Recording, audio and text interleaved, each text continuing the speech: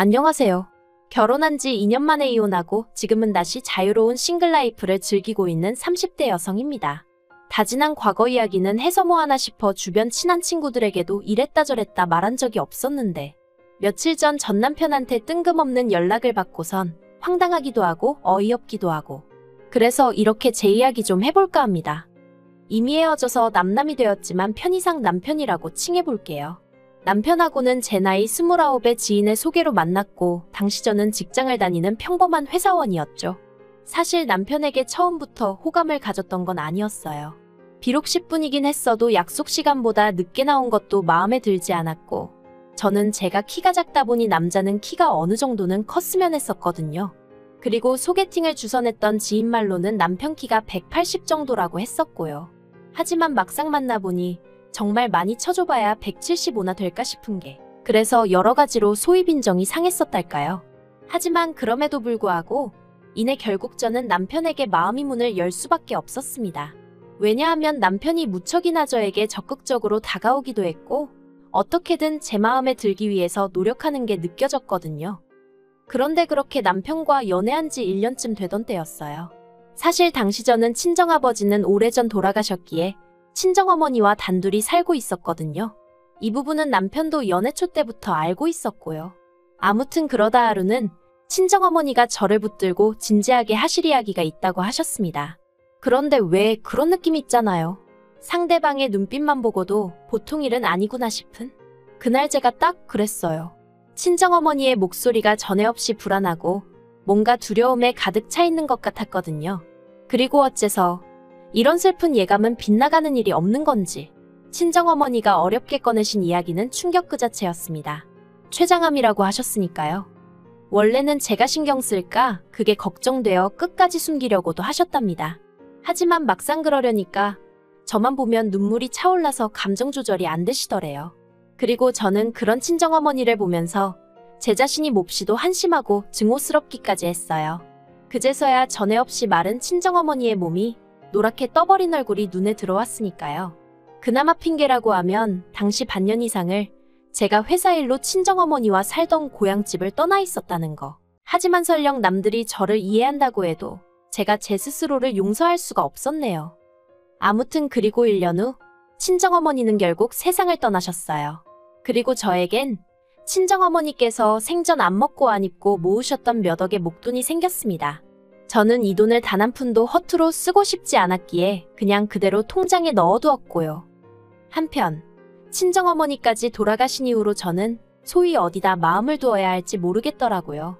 회사에 가도 일이 제대로 손에 잡히지 않았고 식욕도 거의 느끼질 못해서 2달 사이에 5kg 넘게 살이 빠졌죠. 그러자 이제 제 사정을 아는 주변 사람들이 이러다 저까지 큰일 나겠다면서 저한테 남편이랑 결혼을 하는 건 어떻겠냐 뭐 그런 이야기를 하는 거예요. 가정을 꾸리면 좀 안정이 될 거라면서. 그리고 남편도 그런 마음이었던 건지는 모르겠지만 아무튼 하루는 제가 이렇게 무너지는 걸 더는 볼 수 없다면서 결혼하자고 저에게 프로포즈를 해왔습니다. 저는 남편과 연애를 하면서도 사실 결혼까지는 생각해 본 적이 없었는데 그렇지만 그때는 솔직히 말하자면 감정이 좀 복받치는 게 있었어요. 부모님 2분 다 떠나시고 이제 나에겐 이 남자밖에 없다 뭐 그런 생각도 아닌 게 아니라 들기도 했고요.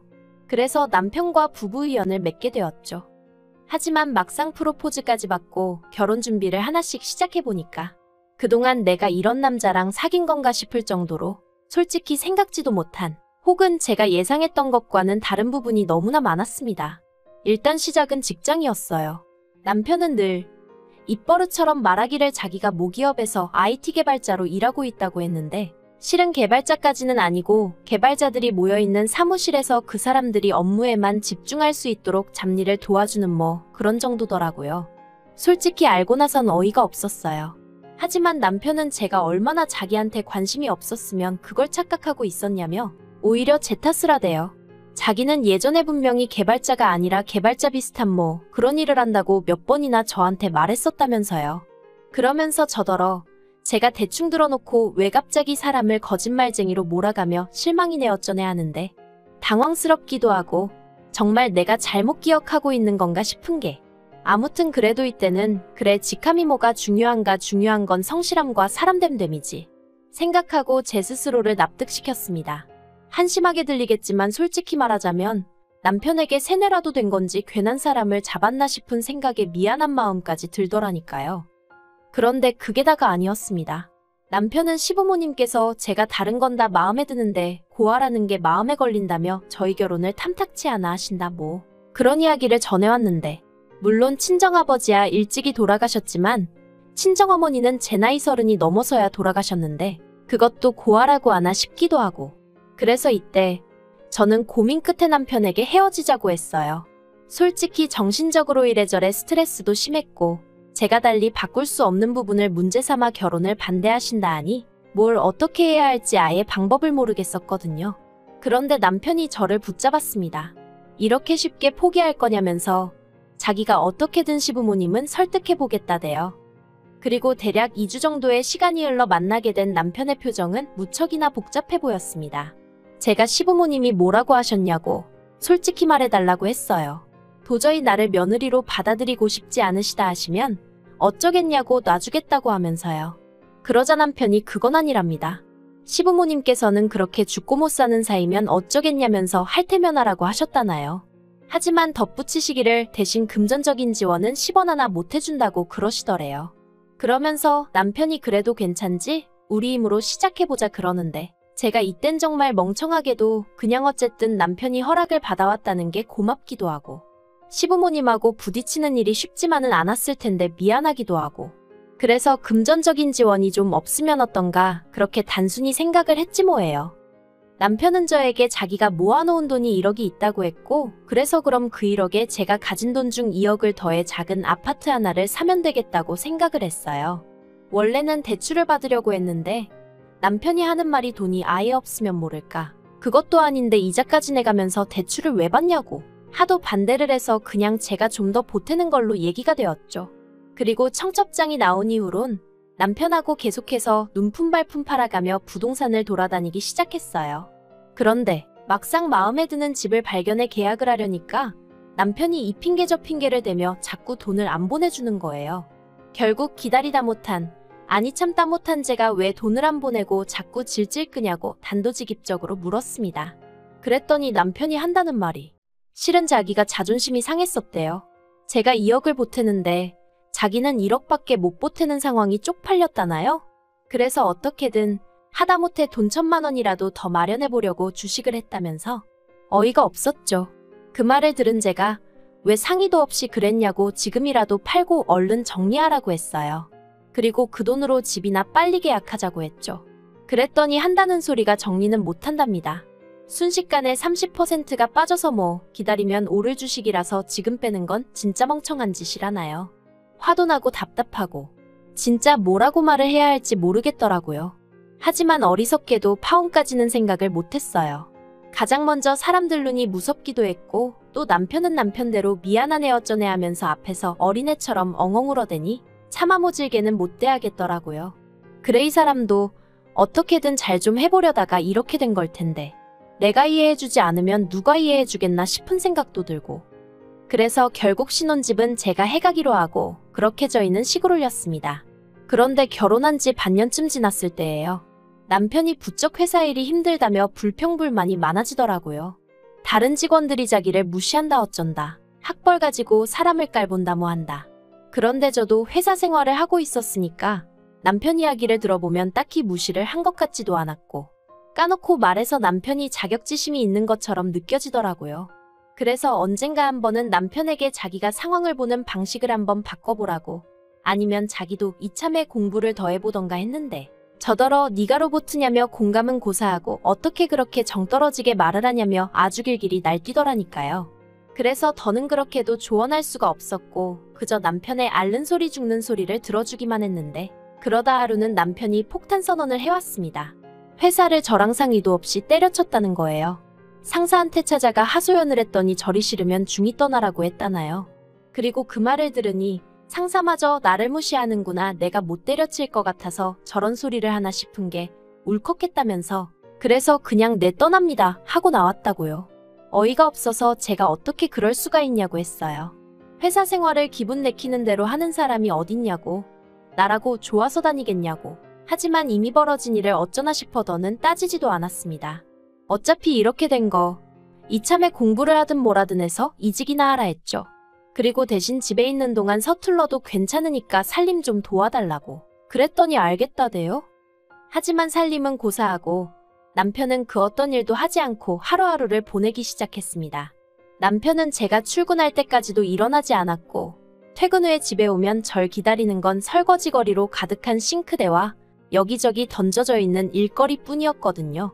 게다가 남편이란 작자는 저에게 왔어라는 한마디도 하는 둥 마는 둥 하며 게임만 처하고 있을 뿐이었죠. 그래도 처음엔 모처럼 쉬는 거니 저럴 수도 있지 하고 생각했습니다. 그런데 그 기간이 2달을 넘어가니까 제 인내심도 점점 바닥이 나더라고요. 그래서 결국 남편더러 언제까지 이렇게 살 거냐고 물었더니 남편 하는 말이 가관이었습니다. 뭐가 문제냐는 거예요. 어이가 없어서 그럼 지금 이게 문제가 없어 하니까. 자기도 나름대로 주식도 하고 있고 당장 벌이가 없어서 그렇지 하나만 터지면 어쩌고 그러는데 기가 차서 말도 안 나오더라니까요. 그런데 그때 남편이 꺼낸 말이 더 어이가 없었습니다. 뜬금없이 아파트를 공동명의로 해달라는 거예요. 어이가 없어서 내가 왜 그래야 하냐니까. 이 집에 자기 건 하나도 없지 않냐면서 그러니까 회사에서 느꼈던 소외감이 집에서도 느껴진다나 어쩐다나요. 그러면서 계속해서 공동명의 타령을 해대는데 정말 황당해서 기가 막히더라고요. 이 아파트를 누가 무슨 돈으로 산 건지 자기도 뻔히 알면서 어떻게 저렇게 아무렇지도 않다는 듯 공동명의 타령을 하나 싶은 게. 그래서 제가 양심도 없냐고 한마디 했어요. 탐낼 걸 탐내야지 공동명의라니 가당치도 않다 했죠. 그리고 그때부터 저는 저대로 남편은 남편대로 감정이 격해졌습니다. 남편은 제가 자기를 무시했다며 저나 회사 사람들이나 다르게 하나 없다며 분노했고 저는 남편이 말도 안 되는 억지를 쓰는 게 용납이 안 됐어요. 평소처럼 어르고 달랠 수도 있었겠지만 돌이켜 생각해보면 그날은 저도 컨디션도 별로였고 뭐랄까 모든 게 타이밍이 안 좋았던 거겠죠. 평소처럼 져주기도 싫었고 그냥 넘어갈 수가 없었습니다. 그래서 저도 한치도 물러서지 않았는데 그때였어요. 벼랑간 눈앞이 번쩍하더니 제가 쓰러졌습니다. 남편이 제 뺨을 때렸거든요.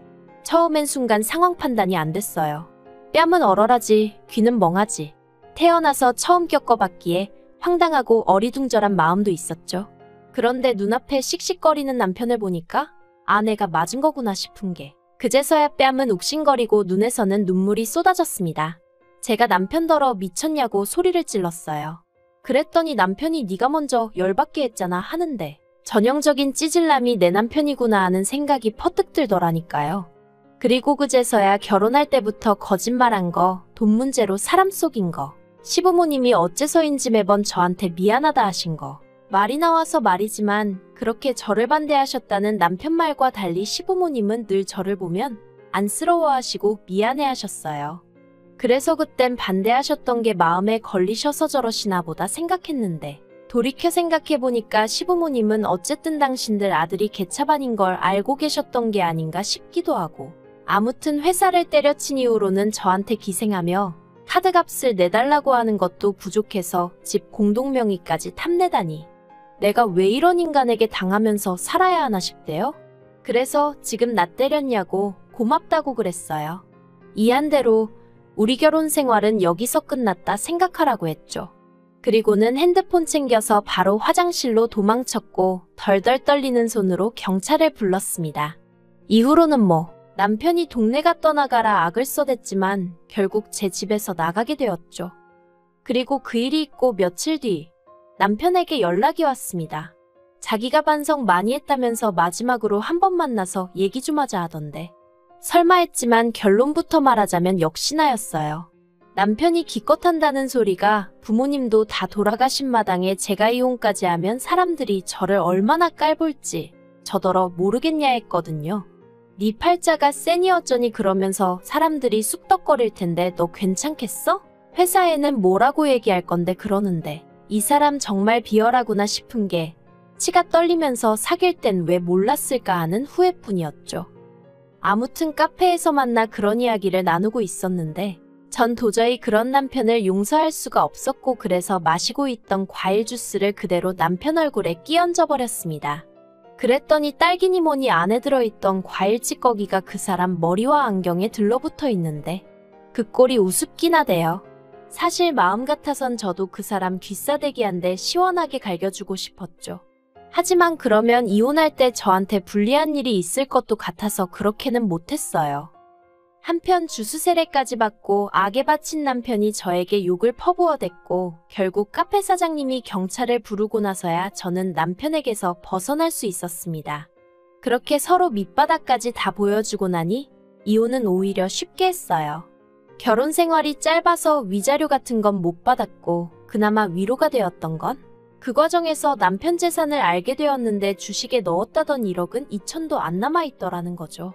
어머님 아버님은 당신들이 다 뜯어 고쳐놓겠다며 지금이라도 다시 생각해보면 안 되겠냐 저를 설득하려 드셨지만 오히려 그런 어머님 아버님이 더 얄미웠어요. 당신들 아들이 그 모양인 거 뻔히 알면서 또 나한테 떠넘기려고 하시나 싶은 게 그래서 그나마 좀 찜찜한 마음이 있었는데 다 털어버릴 수 있었죠. 그런데 황당하게도 제가 이렇게 글을 쓰게 된 이유이기도 하고요. 엊그제 남편한테 연락이 왔더라고요. 자기가 정말 반성 많이 했다면서 한 번만 기회를 달랍니다. 새 출발하고 싶다면서 그리고 저에게 무슨 든든한 버팀목이 되어주겠다나요? 혼자는 힘들지 않냐면서 이번엔 아이까지 낳고 정말 완벽한 가정을 꾸려보자 이러는데 소름이 끼치더라고요. 그래서 오늘 오전 핸드폰 번호도 바꾸고 집도 내놨어요. 당분간 회사 때문에 어디 멀리 가지는 못하겠지만 제가 죄를 지은 것도 아닌데 숨어 지내야 하나 싶은 심정이네요. 요새 제정신 아닌 사람들 많으니까 조심하는 것도 나쁘지 않겠다 싶어서요. 서글프지만 제 인생 돌아가신 부모님만큼이나 관심 가져줄 사람은 없다고 생각하고 그러니 더 독하게 마음 먹고 살아가렵니다.